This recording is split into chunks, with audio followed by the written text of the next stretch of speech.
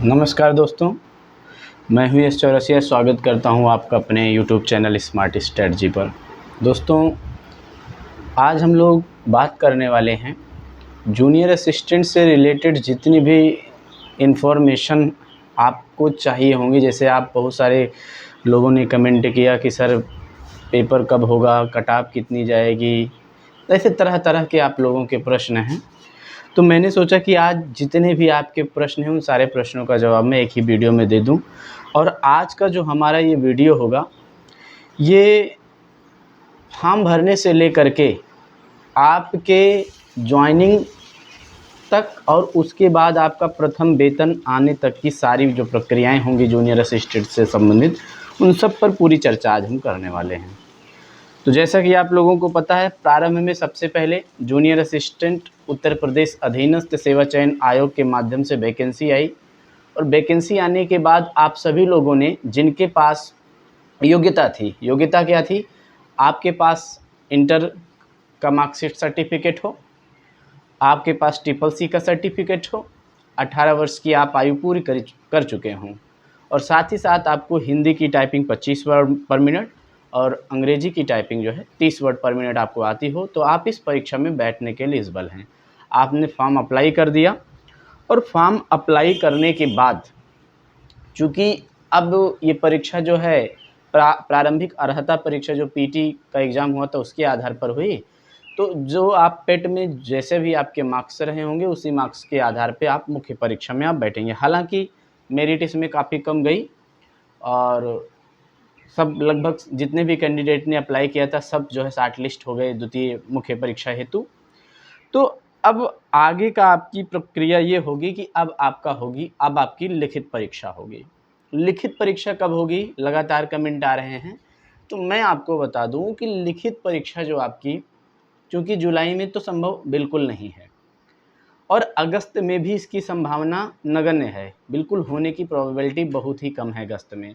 तो आप ये मान के चलिए कि सितंबर में आपकी ये परीक्षा कराई जा सकती है। तो आप यही मान के चलिए कि अभी आपके पास पूरे 2 महीने हैं, और इतने समय को आप आधार मानकर तैयारी करिए। तो मुझे लगता है कि सितंबर के पहले परीक्षा कराई नहीं जा सकती है। और दूसरी बात, मुख्य परीक्षा में जब आप बैठेंगे तो लगभग कितना कट ऑफ जाएगा, अक्सर आप लोगों का ये लगातार प्रश्न आ रहा है। तो मैं आपको बता दूं, कोई भी परीक्षा जब तक परीक्षा ना हो जाए तब तक तुक्केबाजी बिल्कुल करना भी नहीं चाहिए, और ना मैं करने का प्रयास करूंगा। ठीक है। तो ये परीक्षा की जो प्रकृति होगी वो आपको बताएगी कि उसका कट ऑफ कितना जाएगा। हालांकि मैं ये स्पष्ट रूप से कह सकता हूँ कि आपका जो सेफ स्कोर हो सकता है वो 75 से 80 के बीच में हो सकता है। यदि आप परीक्षा में बैठें और आप 75 प्लस अंक आपने अर्जित कर लिया, तो आप ये मान के चलिए कि आप का चयन जो है, कहीं ना कहीं आपके चयनित होने की जो संभावना है ये प्रबल है। ठीक है। तो प्रयास करिए कि आप 80 का टारगेट बनाइए, और 75 से 80 के बीच में यदि आपका अंक आता है तो आप पूरी तरीके से आप अपने आप को सुरक्षित मान के चलिए। हालांकि टाइप टेस्ट के लिए आप हो सकता है 68 से 70 वाले भी, यानी 65 प्लस वाले भी बुला लिए जाएं, लेकिन अंतिम चयन उन्हीं का होगा जो 75 से 80 के बीच में होंगे। हालांकि यह भी पूरी तरीके से श्योरिटी नहीं है। हाँ, ये जरूर श्योर है कि अगर आप 75 से 80 में आएंगे तो चयन आपका पक्का है, लेकिन इससे मेरिट कम जा सकती है, क्योंकि इस 1262 और 5512 को लेकर के काफ़ी सारे संदेह हैं, काफ़ी सारे सस्पेंस हैं। तो संभावना यही लग रही है कि जो वर्तमान में जितने भी रिजल्ट आए हैं उन सबको देखते हुए लग रहा है कि मेरिट कम जाने की संभावना अवश्य है। चलिए, अब परीक्षा आपकी हो जाएगी। परीक्षा होने के बाद आपका जो द्वितीय चरण की परीक्षा होगी वो होगा आपका टाइप टेस्ट। तो टाइप टेस्ट पे आयोग निर्धारित करता है कि हम कितने गुना बच्चों को बुलाएंगे। कभी कभी 15 से 20 गुना बच्चे भी बुलाए जाते हैं, 10 से 12 गुना भी बच्चे बुलाए जाते हैं। तो ये आयोग की मंशा है, आयोग जैसा चाहेगा वो करेगा। ये जरूर मान के चलिए कि 10 गुना से अधिक बच्चे अवश्य बुलाए जाएंगे। तो आपकी दूसरे चरण की जो परीक्षा होगी वो आपकी होगी टाइप टेस्ट की परीक्षा। और ये जो टाइप टेस्ट की परीक्षा होगी ये लखनऊ में अलीगंज में आईटीआई कॉलेज स्कूल है, आईटीआई में ही आपका जो है टाइप टेस्ट होगा। और टाइप टेस्ट कैसे होगा आपको पूरी तरीके से पता है। वहाँ का एनवायरनमेंट बहुत ही अच्छा होगा, वहाँ के जो एम्प्लॉई होंगे बड़े ही अच्छे होंगे। क्योंकि मैं भी गया था तो वहाँ के एम्प्लॉई पहले ही आपको काफ़ी मतलब कि जब आप टाइप टेस्ट देने जाते हो तो उसके पहले भी वो लोग क्या कहते हैं आप कीबोर्ड चला करके चेक कर लीजिए, है ना? और मॉक टेस्ट भी कर लीजिए, कोई समस्या हो तो हमें बताइए। और इसके पहले आपको पूरी तरीके से आश्वस्त कर देते हैं कि ये परीक्षा बहुत आसान है, आपका मनोबल भी काफ़ी बढ़ाते हैं। तो माहौल बड़ा अच्छा होगा, कीबोर्ड बड़ा अच्छा होगा और सॉफ्टवेयर तो बहुत ही शानदार होगा, गज़ब का सॉफ्टवेयर होगा, कोई भी आपको वहाँ समस्या नहीं आने वाली है। हालाँकि बहुत सारी समस्याएँ टाइपिंग को लेकर के आप लोगों को हो रही हैं, लगातार आपके कमेंट आ रहे हैं, इन पर मैं इसी वीडियो के तुरंत बाद एक नया वीडियो लेकर के आऊँगा और बड़ी-बड़ी समस्याएँ जो सुनने को मिल रही हैं, उसका हम निराकरण करने का प्रयास करेंगे। अब टाइप टेस्ट आपका हो जाता है, जब आप टाइप टेस्ट क्वालीफाई हो जाते हैं, हिंदी इंग्लिश दोनों में, तब आपका पुनः रिज़ल्ट आएगा और ये रिज़ल्ट होगा अभिलेख परीक्षण के लिए। यानी कि अब आपका कॉल लेटर अभिलेख परीक्षण हेतु होगा और आपका जो अभिलेख परीक्षण होगा, ये अभिलेख परीक्षण आपका उत्तर प्रदेश अधीनस्थ सेवा चयन आयोग की जो ऑफ़िस है वहाँ पर पिकअप भवन में गोमती नगर में है, वहाँ आपको जाना होगा।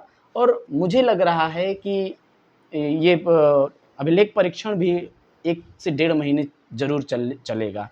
तो इसके लिए आपको पिकअप भवन जाना होगा, वहाँ द्वितीय तल पर उनकी ऑफ़िस है, वहाँ बड़ा-सा हॉल है, आप लोगों को सारे प्रपत्रों के साथ बुलाया जाएगा, वहाँ पर जाँच होगी आपके सारे अभिलेखों की। और जब आपका अभिलेख परीक्षण का कॉल लेटर आएगा तो उसी में बाकायदा सारी बातें लिखी हुई होंगी, सारे डॉक्यूमेंट लिखे हुए होंगे, वो सब आपको लेकर के जाना है, वहाँ पर आपको परीक्षण करवाना है।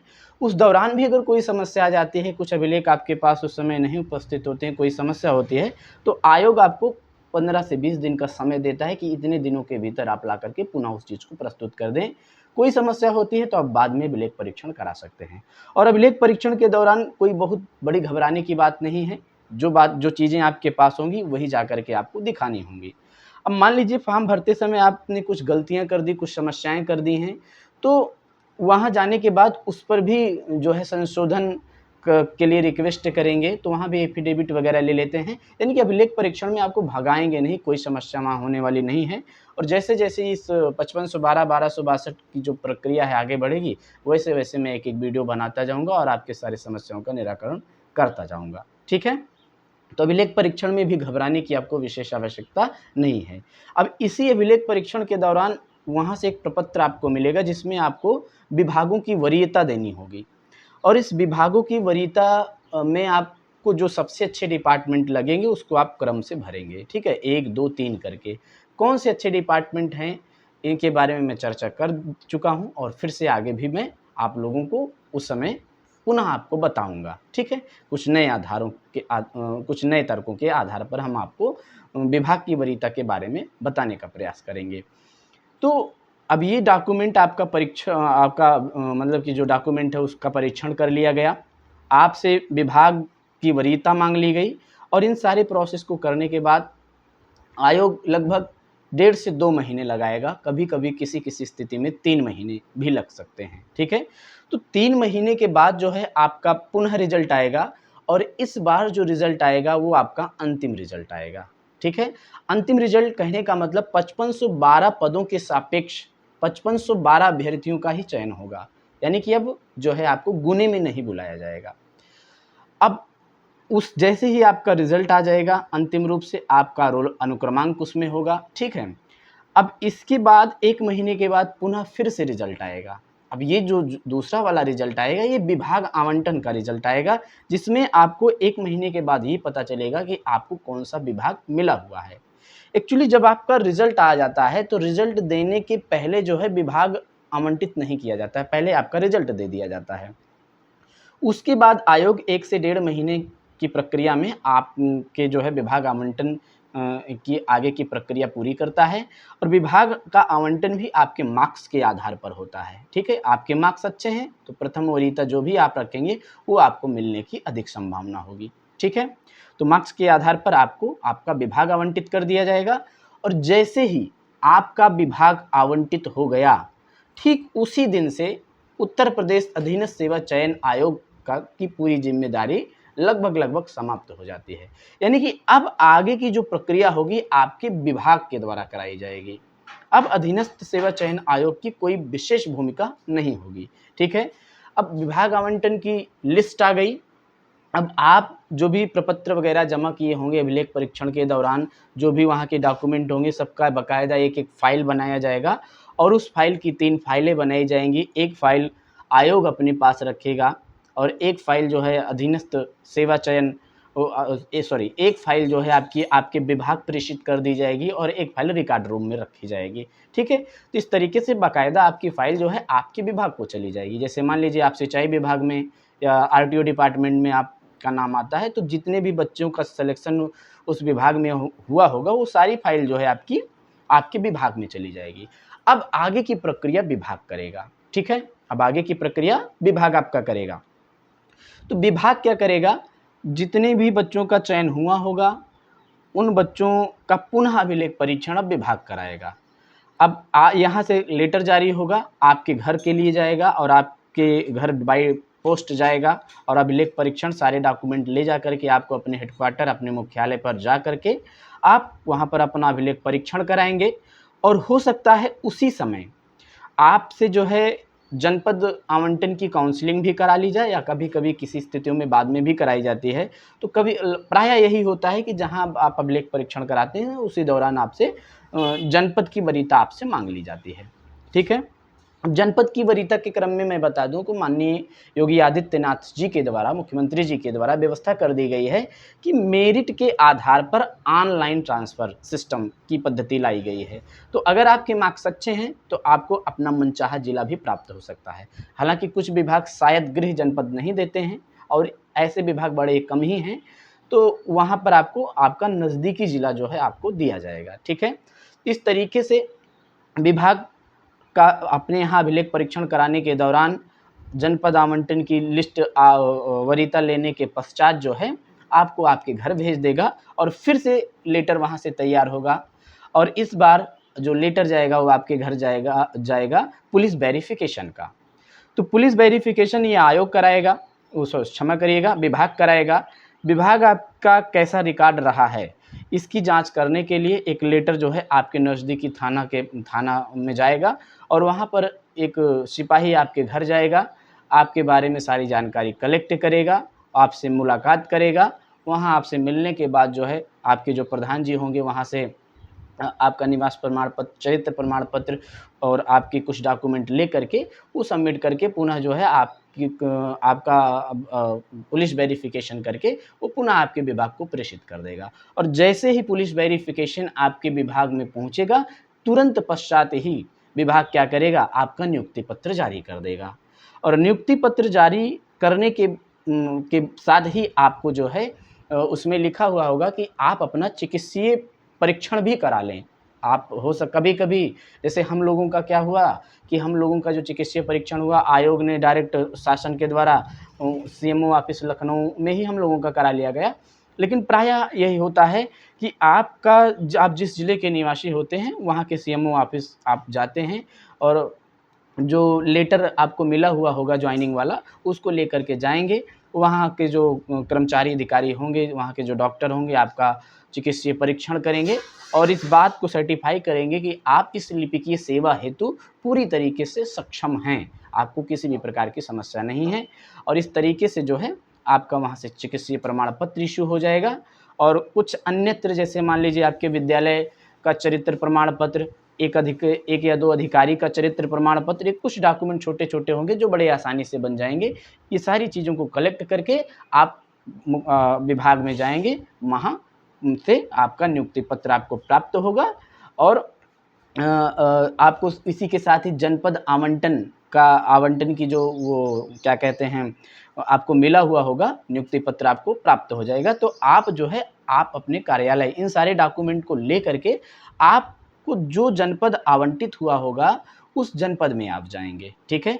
और जिस जनपद में आपका आवंटन हुआ होगा, जब आप वहाँ पहुँचेंगे तो पहले से ही विभाग 2 लेटर, एक लेटर आपके घर भेज चुका होगा, एक जिस कार्यालय में आपकी नियुक्ति हुई होगी, जो आप वरीयता क्रम दे करके आए थे, वहाँ एक लेटर पहले से ही पहुँच चुका होगा। यह ईमेल के माध्यम से उनको सूचना मिल जाएगी कि संबंधित व्यक्ति जो है इस कार्यालय में जॉइन करने के लिए आ रहा है। अब इन सारे डॉक्यूमेंट को लेकर के आप अपने विभाग में जाएंगे और विभाग में जाने के पश्चात वहाँ पर योगदान आख्या देंगे। योगदान आख्या का मतलब जैसे ज्वाइन करने के लिए एक लेटर लिखना होता है जिसको हम योगदान बोलते हैं। तो आप वहाँ योगदान आख्या का लेटर लिखेंगे। लेटर लिखने के पश्चात जो है आप संबंधित कार्यालय के अधिकारी को योगदान आख्या प्रस्तुत करेंगे और आख्या प्रस्तुत करने के बाद वहाँ पर जो रजिस्टर होगा तुरंत आपका नाम अंकित कर दिया जाएगा और उस दिन की साइन आपको कर देनी होगी। अब यहाँ विशेष रूप से एक बात ध्यान देने की आवश्यकता है कि जब भी आप अपने ऑफिस में ज्वाइन करने जाएं तो 12 बजे के पहले ज्वाइन करें। इससे फ़ायदा ये होगा, यदि आप 12 बजे के पहले ज्वाइन करेंगे तो जिस दिन आप ज्वाइन करेंगे उस दिन की सैलरी आपको मिलेगी। यदि आप 12 के बाद ज्वाइन करेंगे तो सैलरी आपकी अगले दिन से बनेगी। तो प्रायः यही प्रयास करिएगा कि आप जो है 12 के पहले पहुंच जाइए ताकि उस दिन की भी आपको सैलरी आपकी बन जाए। ठीक है, तो विभाग में जाते हैं। विभाग में जाने के बाद उसी दिन से, जिस दिन से आप योगदान आख्या प्रस्तुत करते हैं उसी दिन से आप सरकारी कर्मचारी हो जाते हैं, क्योंकि आपका रजिस्टर में नामांकित हो जाता है। अब आप जो है पूरी तरीके से सेवा में आ चुके होते हैं। अब इसके बाद विभाग क्या करता है, आपकी सारी डिटेल को वो वहाँ का जो विभागीय पोर्टल होता है वहाँ पर बाबू से कह करके अपलोड करा देता है। ठीक है, उसके बाद आपका रजिस्ट्रेशन मानव संपदा पर आपका पंजीकरण हो जाता है। मानव संपदा एक व्यवस्था है, एक ऐप है जहाँ पर एक पोर्टफोलियो है आप कह सकते हैं, जहाँ पर जितने भी प्रदेश सरकार के कर्मचारी हैं उन सब का डिटेल है। तो वहाँ पर आपको मानव संपदा का एक कोड मिल जाएगा, एक पंजीकरण संख्या मिल जाएगी। तो उस पंजीकरण संख्या के माध्यम से आप कहीं भी स्वयं को किसी को बता सकते हैं कि हम इस विभाग में हैं, या कोई अन्यत्र आपके बारे में जानकारी करना चाहेगा कि आप किस विभाग में काम करते हैं तो उसके माध्यम से उसको पूरी सूचना प्राप्त हो जाएगी। ठीक है, तो मानव संपदा पे हो जाएगा और यहीं से पैन कार्ड के लिए ट्रेजरी के से आपका पैन कार्ड विभाग के द्वारा बनवा दिया जाएगा। और अगर आप मान लीजिए 15-16 तारीख में ज्वाइन करते हैं तो जो आपकी शेष दिन की सैलरी होगी एरियर के रूप में आपको प्राप्त होगी और अगले महीने से आपकी जो सैलरी है आपके खाते में हस्तांतरित होने लगेगी। ठीक है, तो ये सैलरी आने तक की ये पूरी प्रक्रिया आपके साथ होगी। अब यहाँ पर कुछ समस्याएं ये होंगी कि जैसे मान लीजिए फॉर्म भरते समय आपने कुछ गलतियाँ कर दी तो आयोग स्तर पर उसको सुधारा जाएगा। ठीक है, बिल्कुल वहाँ पर सुधार दिया जाएगा। अगर माइनर प्रॉब्लम होगी, बहुत मेजर प्रॉब्लम है, तब आयोग आप पर निर्णय लेगा। ठीक है, तो वहाँ पर आपका जो है सुधारा जा सकता है। फिर मान लीजिए आप एक तो हमारे दोस्त ने कहा कि हमारी किसी से लड़ाई झगड़ा नहीं हुआ था, परंतु हमारे पड़ोसी ने ज़बरदस्ती हमको हमारे ऊपर एफआईआर कर दिया है, तो क्या नौकरी में बाधा होगी? तो बिल्कुल नहीं होगी। जब तक कि न्यायालय में यदि किसी प्रकार का लंबित है मामला तब तक कोई समस्या नहीं होगी, आपकी ज्वाइनिंग बिल्कुल होगी। हालांकि कभी कभी कुछ विभाग जो हैं समस्याएं क्रिएट करते हैं तो वहाँ पर हो सकता है थोड़ा सा विलम्ब हो, लेकिन जो है आपकी ज्वाइनिंग इससे बिल्कुल प्रभावित नहीं होगी। ठीक है, जब तक कि अंतिम निर्णय नहीं हो जाएगा। तो आप जब ज्वाइन करने जाएंगे तो आपसे लिखवा लिया जाएगा कि जब तक मामला कोर्ट के अधीन है और जो भी निर्णय होगा उसके बाद आयोग का जो निर्णय होगा आपको स्वीकार करना होगा। ठीक है, इस तरीके से आप जो है वहाँ पर ज्वाइन कर लेंगे। तो ये छोटी छोटी जो समस्याएं होंगी इसकी कोई बहुत बड़ी समस्या नहीं होगी। अगर कुछ चीज़ें बची होंगी तो आप कमेंट करते रहिएगा, हम उसके बारे में सारी इन्फॉर्मेशन आपको देंगे। ठीक है, अब इसके बाद हम आपको विभाग के बारे में थोड़ी सी जानकारी उपलब्ध करा दें। जिस विभाग में आप ज्वाइन करते हैं उस विभाग में सबसे पहले कार्यालय का सबसे बड़ा अधिकारी होता है। मान लीजिए आपको आरटीओ डिपार्टमेंट मिला तो परिवहन अधिकारी होगा। ठीक है, या मान लीजिए आप सिंचाई विभाग में जाएंगे तो अधीक्षण अभियंता, अधिशासी अभियंता आपके अधिकारी होंगे। ठीक है, तो उस विभाग में आप ज्वाइन करेंगे। अब आपका वहाँ पद की स्थिति क्या होगी इसके बारे में थोड़ा सा समझ लीजिए और वर्क नेचर के बारे में समझ लीजिए। अब जब आप अपने विभाग में जाते हैं तो वहाँ अधिकारी होता है। अधिकारी के नीचे 2 महत्वपूर्ण पद हैं, एक स्टेनो जिसको हम पर्सनल असिस्टेंट बोलेंगे और दूसरा प्रशासनिक अधिकारी होता है जिसे हम बड़े बाबू बोलते हैं। अब वो जो प्रशासनिक अधिकारी है उसी के नीचे प्रधान सहायक के नीचे वरिष्ठ सहायक और वरिष्ठ सहायक के नीचे कनिष्ठ सहायक होता है। ठीक है, तो कनिष्ठ सहायक यानी कि सबसे निचले पायदान पर है। अब प्रशासनिक अधिकारी का काम ये होता है कि उस विभाग से संबंधित कोई भी पत्राचार होता है, कुछ लेटर आता है तो वो क्या करेगा, सबसे पहले वो उस लेटर की डायरी की जाएगी। डायरी करने के बाद प्रशासनिक अधिकारी सारे लेटर को कलेक्ट करके अधिकारी के पास ले जाएगा। अधिकारी उसको मार्क करेगा। मार्क करने के बाद प्रशासनिक अधिकारी का काम होता है कि जिस संबंधित बाबू से कनिष्ठ सहायक, जिस संबंधित व्यक्ति से वो फाइल होगी वो उसको बाँट देगा डायरी कराने के बाद, ठीक है। तो जो महत्वपूर्ण पद होते हैं, किसी विभाग में कई सारे सेक्शन होंगे, जैसे आरटीओ है तो उसमें डीएल बनाने का अलग होगा, है ना? और उसके बाद क्या कहते हैं क्या कहते हैं फिटनेस का अलग डिपार्टमेंट है, जैसे बहुत सारे सेक्शन होते हैं। तो जो बहुत महत्वपूर्ण सेक्शन होते हैं वो प्रायः प्रधान सहायक के पास होते हैं। थोड़ा-सा कम महत्वपूर्ण जो सेक्शंस होते हैं वो वरिष्ठ सहायक के पास होते हैं और लगभग कनिष्ठ सहायक के पास सेक्शन स्वतंत्र रूप से अलॉट नहीं किया जाता है, इनको वरिष्ठ सहायक अथवा प्रधान सहायक के साथ अटैच किया जाता है। परंतु हमने कुछ डिपार्टमेंट के बारे में चर्चा की जो हमने जिसके बारे में हमने बताया कि बड़े अच्छे डिपार्टमेंट हैं। अच्छे डिपार्टमेंट का मतलब ये है कि वहाँ आप जाने के बाद हो सकता है चूँकि कार्य की अधिकता होने की वजह से हो सकता है आपको स्वतंत्र रूप से कार्य करने को मिल जाए। और जब आपको स्वतंत्र रूप से कार्य करने को मिल जाएगा तो आपका अनुभव बढ़ेगा, आप अधिकारी के टच में आ जाएँगे और काम करके जब अधिकारी को देंगे तो हो सकता है अधिकारी आपसे प्रभावित हो और आपको और बड़ी ज़िम्मेदारी भी आपको प्राप्त हो जाए। और जब ज़्यादा ज़िम्मेदारी मिलेगी, ज़्यादा काम का आपको अनुभव होगा, अधिक मेहनत करेंगे तो उसके एवज़ में आपको कुछ न कुछ जो है अनुभव के आधार पर आपको कुछ न कुछ उसका फ़ायदा अवश्य मिलेगा, उसका बेनिफिट अवश्य मिलेगा, ठीक है? तो इस तरीके से आप प्रयास करिएगा कि अच्छे डिपार्टमेंट में जाएँ ताकि स्वतंत्र रूप से आपको काम मिल जाए, नहीं तो आपको कुछ वर्षों के तक इंतज़ार करना होगा, ठीक है? तब जा कर के आपको जो है कार्य आवंटित होगा, ठीक है? और प्रमोशन की रही बात तो कनिष्ठ सहायक का प्रमोशन वरिष्ठ सहायक का प्रमोशन प्रधान सहायक और प्रधान सहायक का प्रशासनिक अधिकारी के पद पर होता है। एक कनिष्ठ सहायक का प्रमोशन न्यूनतम 5 साल में, अधिकतम 6 से 7 साल में वरिष्ठ सहायक के पद पर हो जाता है और वरिष्ठ सहायक का प्रमोशन न्यूनतम 2 से 3 साल में, अधिकतम 5 साल में प्रधान सहायक पर हो जाता है और उसके बाद प्रधान सहायक के बाद जब पद रिक्त होता है तो आपका प्रमोशन प्रशासनिक अधिकारी के पद पर होता है। हालाँकि प्रमोशन की जो व्यवस्था है बहुत ही अच्छी है यदि आप कनिष्ठ सहायक बनते हैं।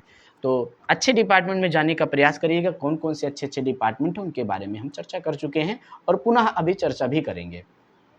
अब इसके बाद बात आती है कि आपको क्या-क्या सुविधाएँ मिलेंगी। तो सुविधा के तौर पर आपको सबसे पहली बात आवास की सुविधा मिलेगी, ठीक है? जहाँ आप जाएँगे यदि आप चाहेंगे तो आवास लेंगे, नहीं तो आपको एचआरए मिलेगा और आवास आपका 2 बीएचके फ्लैट का होगा जो कि शानदार होगा। इसके बाद आपको मेडिकल की फैसिलिटी मिलेगी। मेडिकल की फैसिलिटी में आपकी पूरी फैमिली का मतलब आप, आपकी पत्नी, आपके बच्चे, यदि आपका कोई छोटा भाई या बहन है जिसकी 21 वर्ष से उम्र कम है, तो वो भी उससे आच्छादित होगा और साथ ही साथ आपके मम्मी-पापा, ये बड़ा बेनिफिट है जो आपके मम्मी-पापा को भी यहाँ पर आच्छादित करता है। यानी मम्मी-पापा और आपकी फैमिली में किसी को कोई समस्या होती है तो आप मेडिकल क्लेम करके चाहे जितना पैसा आप मेडिकल के ऊपर खर्चा हुआ होगा, वो सारा पैसा आपको जो है उत्तर प्रदेश सरकार आपको वापस कर देगी। तो एक बहुत बड़ी सुविधा आपको मेडिकल की फैसिलिटी आपको यहाँ पर प्राप्त होती है, ठीक है? अब इसके बाद और जो आपको बेनिफिट मिल सकता है वो वेतन वृद्धि का। हर साल आपका वेतन लगभग 3 से 4% डियरनेस अलाउंस महँगाई भत्ता तो के रूप में बढ़ता ही बढ़ता है और साथ ही साथ आपका प्रतिवर्ष इंक्रीमेंट भी लगता है जो कि 3 से 4% वो भी होता है, ठीक है? तो एक स्केल के माध्यम से आपका जो है वेतन वृद्धि होती रहती है और आपका प्रमोशन का भी लाभ मिलता है। इसके अलावा आपको दीपावली पर बोनस मिलता है जो कि 7 से 8 हज़ार तक मिलता है और ये सरकार निर्धारित करती है कितना मिलता है। ये कुछ आपको फैसिलिटी मिलती है। बात करें सैलरी की, तो सैलरी आपकी जब आप जॉइन करेंगे तो 32 से 33 हज़ार आपका प्रारंभिक वेतन यानी कि पहला वेतन आपको मिलने की संभावना है, ठीक है? क्योंकि जो आपका बेसिक पे है वो 21,700 है, उसी पे आप डीए लगा लीजिएगा जैसे वर्तमान में 50% है और प्लस आप 2400 रुपया एचआरए अगर आप बड़े शहरों में हैं तो 2400 एचआरए अन्यथा आपको 1200 रुपये एचआरए मिलेगा। तो इन तीनों को जब इकट्ठा करेंगे तो आपकी सैलरी 32 से 33 हज़ार प्रथम वेतन के रूप में आपको प्राप्त होगा। हालाँकि डीए बढ़ने वाला है तो शायद आप जब तक आप जॉइन करें तब तक सैलरी ठीक-ठाक लेवल पर आपकी पहुँच गई हो चुकी होगी।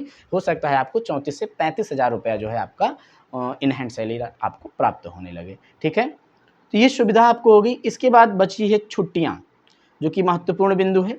छुट्टी के नाम पर आपको आप मान के चलिए कि 14 सीएल आपके पास होते हैं, आकस्मिक अवकाश 1 वर्ष में आप ले सकते हैं। 2 निर्बंधित अवकाश आपको मिलेंगे, तो आप जब भी निर्बंधित अवकाश का जो होगा कैलेंडर होगा उसमें जब भी आप देखिएगा 2 निर्बंधित अवकाश आपको प्राप्त होंगे। 30 अर्जित अवकाश आपको मिल जाएँगे, ठीक है? जिसे ईएल बोलेंगे, 14 सीएल, 2 ईएल। तो इस तरीके से ये छुट्टियाँ आपको प्राप्त होंगी।